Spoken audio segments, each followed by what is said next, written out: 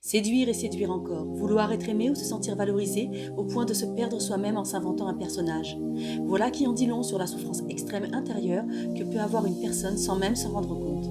Bonjour, je suis Eva Venture, thérapeute énergétique et artiste. J'aime donner des clés de compréhension sur la vie, sur tous les sujets qui peuvent nous faire évoluer et nous aider dans un parcours de guérison, à nous libérer et à se retrouver en tant qu'individu pour vibrer et nous aligner à notre destinée.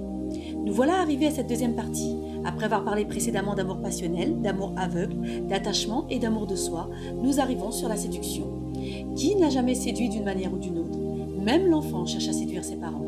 Que ce soit en soirée, lors d'un rendez-vous, en vacances ou en ligne sur les réseaux, ou bien alors en jouant les victimes, le pauvre malheureux ou malheureuse, tout ce qu'on a souhaité, c'est de l'attention, de l'aide, de l'amour, et donc pour ce faire, nous avons tenté de séduire. La séduction est donc un vaste sujet qui prend différents visages. Séduire est naturel, je dirais. Lorsque nous regardons les animaux agir, on voit bien que le mâle cherche à séduire la femelle à la saison des amours. En général, c'est souvent le mâle qui parade, qui construit des nids, qui construit des choses magnifiques à offrir, qui chante, qui se bat pour la femelle.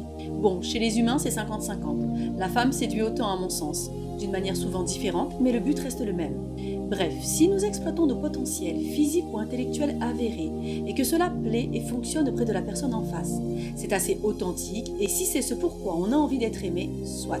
Par contre, et c'est ce qui nous intéresse ici, si nous nous inventons une image, une vie, une personnalité pour séduire et que la relation s'amorce et perdure, sachant qu'il est impossible de tenir en couple sur le long terme au quotidien avec une fausse image de soi à la maison, ça va tout simplement éclater.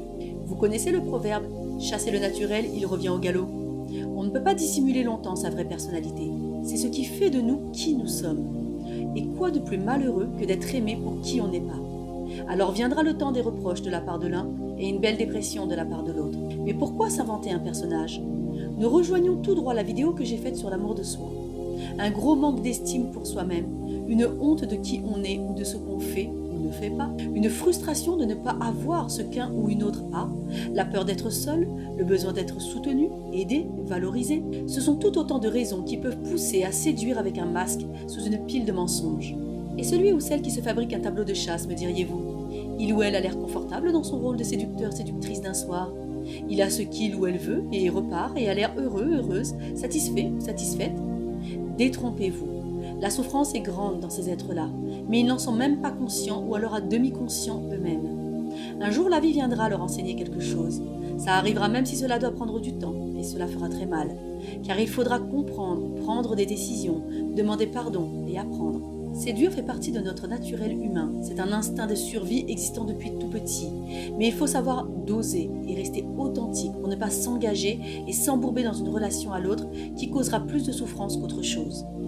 On ne peut pas demander à une personne qui est tombée amoureuse de nous, de nos qualités, de notre manière d'être et de penser, de continuer à l'être quand nous ne sommes plus cette personne-là. Soit parce que nous décidons d'arrêter de jouer un rôle qui est tout simplement intenable, soit parce que nous nous éveillons à autre chose et que nous souhaitons plus d'authenticité. Même dans un couple où deux personnes sont authentiques, c'est challengeant sur le long terme. Aimer entièrement, aimer respectueusement, aimer sans jugement, c'est un but bien difficile à atteindre si on ne travaille pas sur soi. Mais même en travaillant sur soi, l'amour a des conditions. Alors, l'amour inconditionnel est-il un mythe ? C'est ce que nous aborderons dans le prochain podcast. Alors n'hésite pas à liker si ce contenu te plaît, à t'abonner pour ne rien louper et à partager autour de toi. Tu retrouveras aussi sur mon site internet www.evaventure.com des soins que je pratique pour t'aider à te libérer, à retrouver confiance en toi, à te protéger, bref, je te laisse aller voir ça. Et sache que la chanson que tu entends là, c'est mon dernier single. Et tu peux aussi l'écouter et le télécharger sur n'importe quelle plateforme. À bientôt pour un nouvel épisode.